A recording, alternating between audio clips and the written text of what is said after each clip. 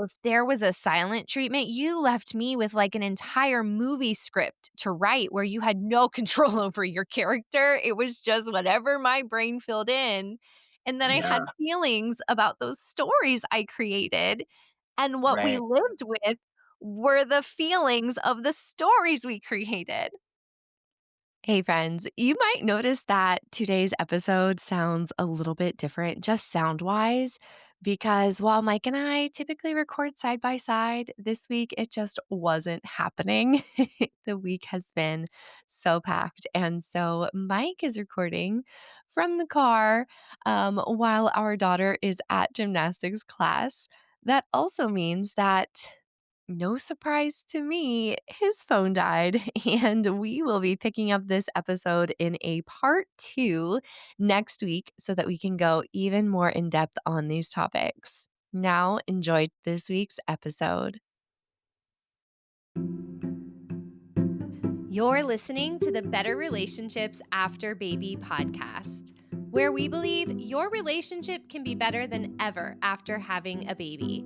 But it does take tools, insights, and support to help you get there.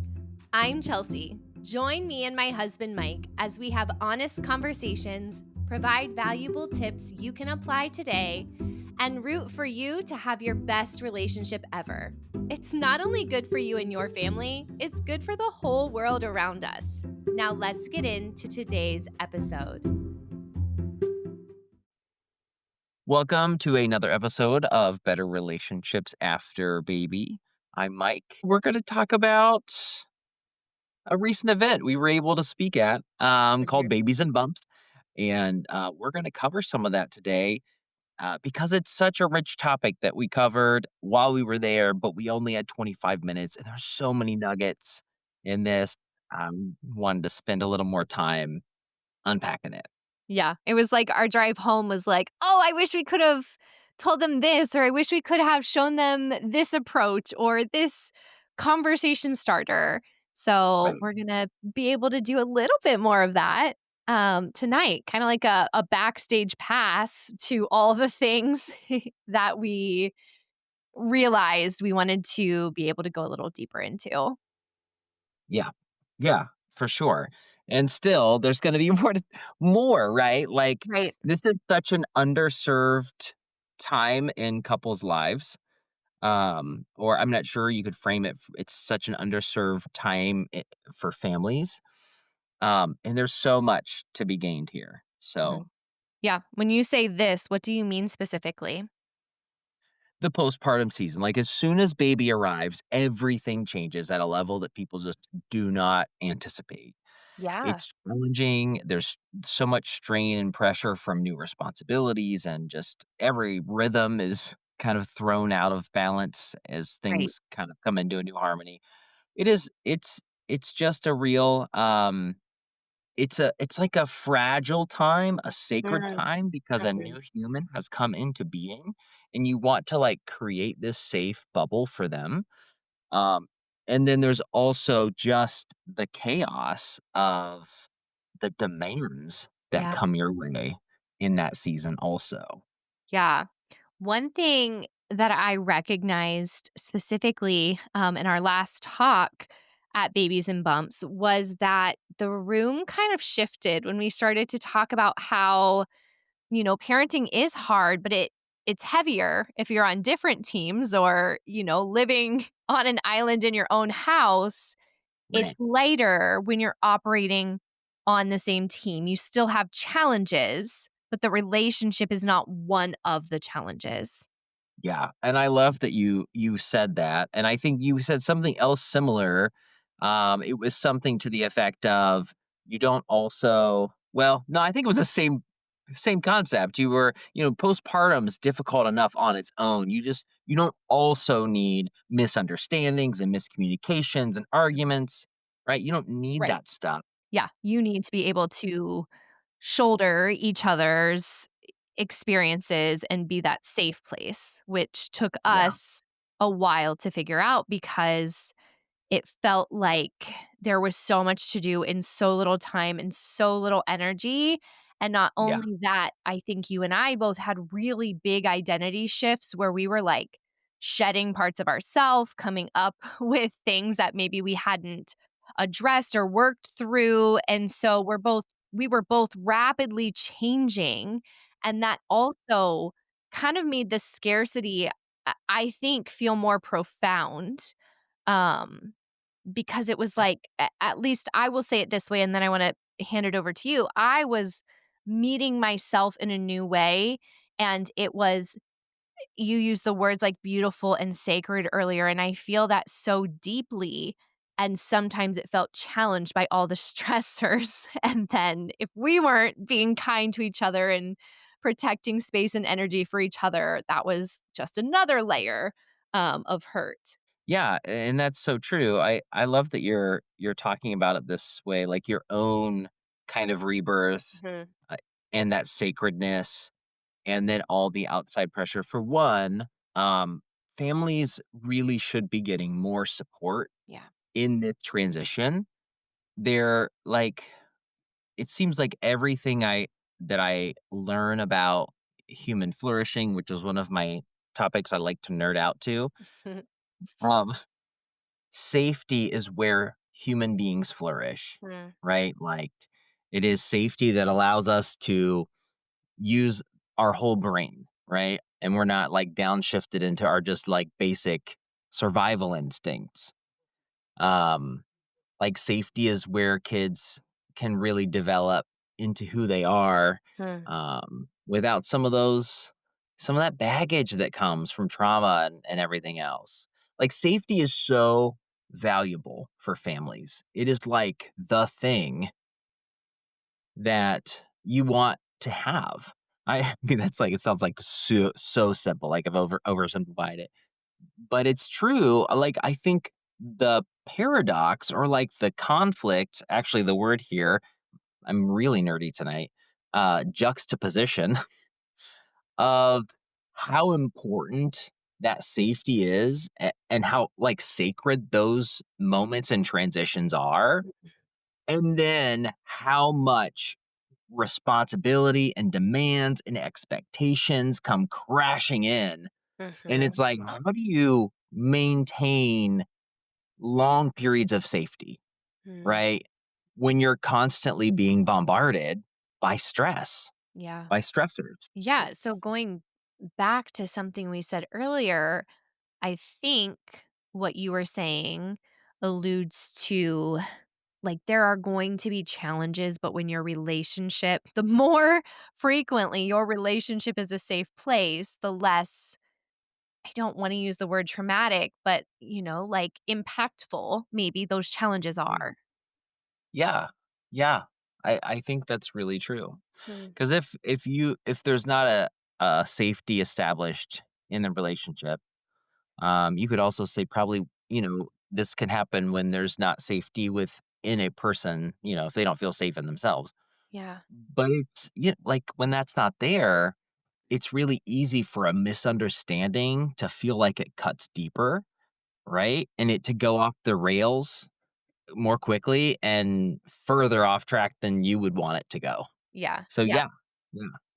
And We won't go too much deeper into that. Well, I can link some episodes we did recently about, like, the nervous system and, being an emotionally safe person, but I just wanted to draw these pictures here where I think sometimes we talk about the word safety and we think about, like, very basic needs on the Maslow hierarchy, um, mhm, and yeah, like we physical. right, like physical safety and having those basic human needs met in a safe way. I think what we're really focused on tonight is, like, the emotional safety, like you said, are able to enter more parts of your Mhm, brain and yourself when you're not in that fight or flight, and mhm, you you get the opportunity to create that, for each other and for yourself. right, yeah, yeah, that's really good. And I it's true that this is such a time of change because like, everything is changing, eh, eh, to the, like, identity level, Yep. right? Like, who am I? Um with all of that in flux, it is really such a great time to come into a better version of yourself, Mhm. which those stressors tend to make that more challenging, right? Like, I'm Yeah. not trying to harp on this, but I keep coming back to this feeling of like families just need more support. Like they need less demands on them Yes. in that season. Hey, friend, if you have little ones at home or on the way, you need more than just parenting tips and stroller recommendations. You need support that actually strengthens your relationship, protects your peace, and helps you feel like a team. That's exactly what we do at Postpartum Together. Through coaching, workshops, and VIP couples weekends designed to meet you right where you are. If you're ready to stop just surviving and start building something stronger together, book a free call with us using the link in the show notes. We'll have a real conversation, get to know what's going on behind closed doors, and explore what's possible for you two. Because you deserve a relationship that's not just holding on, but growing deeper, steadier, and more connected than ever. And we can help you get there. I mean, I still can't believe that so many women go back to work after 6 weeks, Or less. right?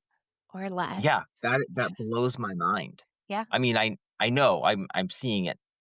It's real, but it just feels like families are not prioritized Mhm. enough Right. for us to really thrive as well as we could. Right.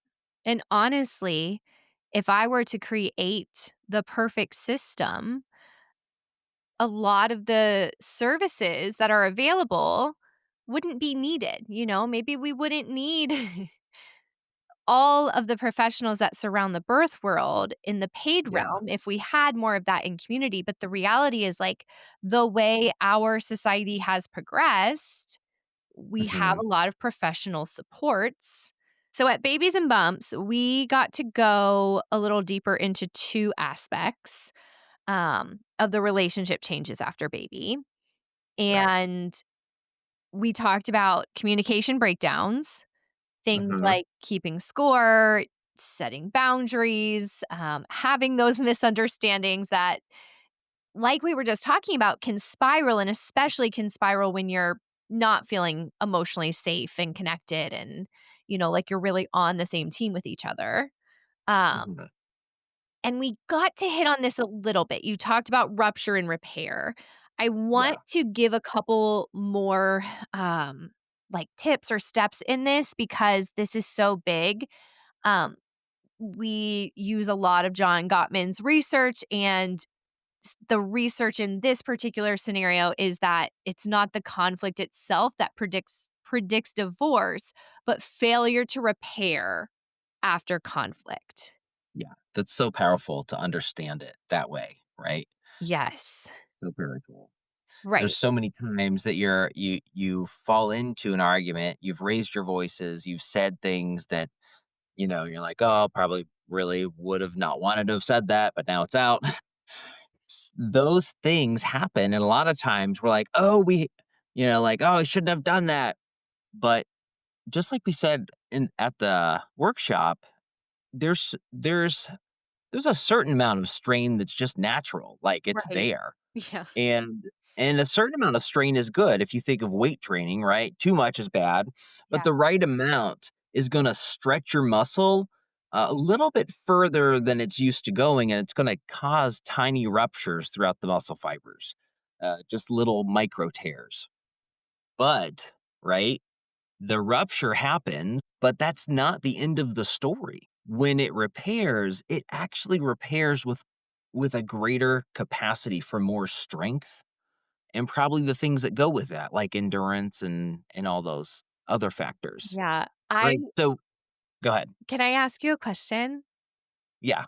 What in times in our relationship earlier on where we did not have the skill of repair, and I think, if we dial that back, like, I kind of enjoy conflict. You were not someone who was going to try to have conflict for fun. So, like, we really didn't understand each other in that way, but we really didn't know years ago how to repair.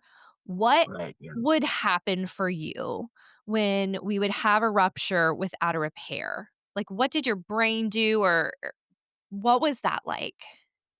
Oh, it was maddening, right? Like, I think after it had happened a few times and it was kind of like, "Oh, we're here again," Mhm. and it just felt like a raw wound. I didn't wanna be around you, I didn't want it to be agitated. I think we fell into some sort of, like, silent treatment, and then eventually we, like, forgot about it or dropped it, and then went on with our lives, right? I never Buried it, forgot. in a sense, buried it, right? Yeah, that's so interesting to hear because I feel like I had, and not that I'm 100% healed of this and probably never will be, but my tendency is to fill in the gaps. And Mhm. so if there was a silent treatment, you left me with like an entire movie script to write where you had no control over your character. It was just whatever my brain filled in. And then I had Yeah, feelings about those stories I created. And what we right. lived with were the feelings of the stories we created. Right, instead of true feelings about each other. Like and that is like that does happen a lot, right? That happens a lot in relationships. We tell ourselves stories about Yeah. the person we're with.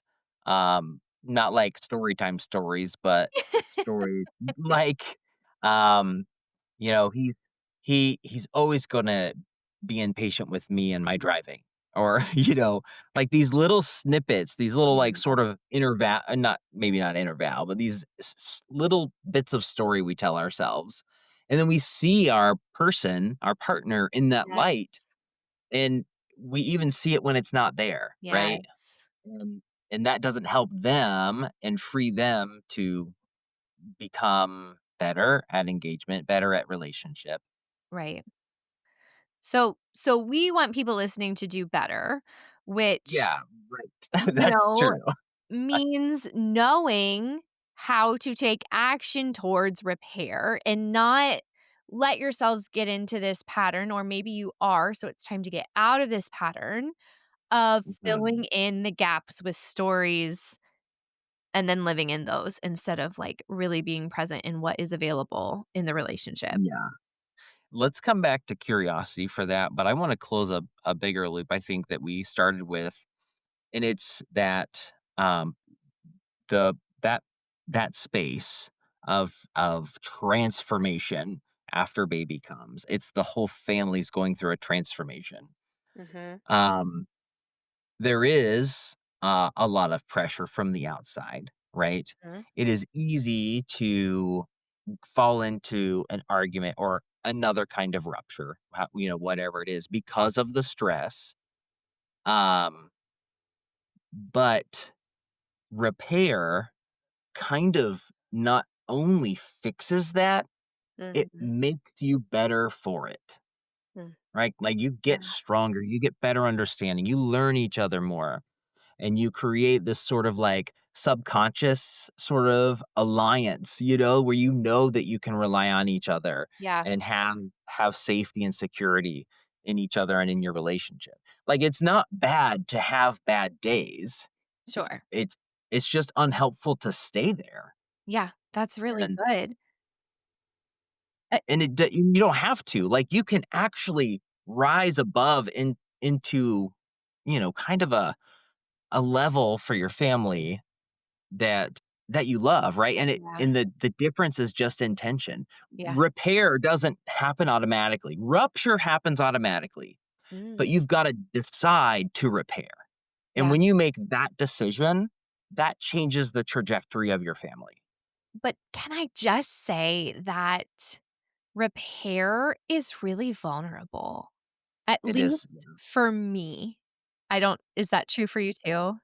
I, yeah, I would say so. I'm not sure if it's for the same reasons that you feel it's vulnerable, but it is a vulnerable space. I think it has to be.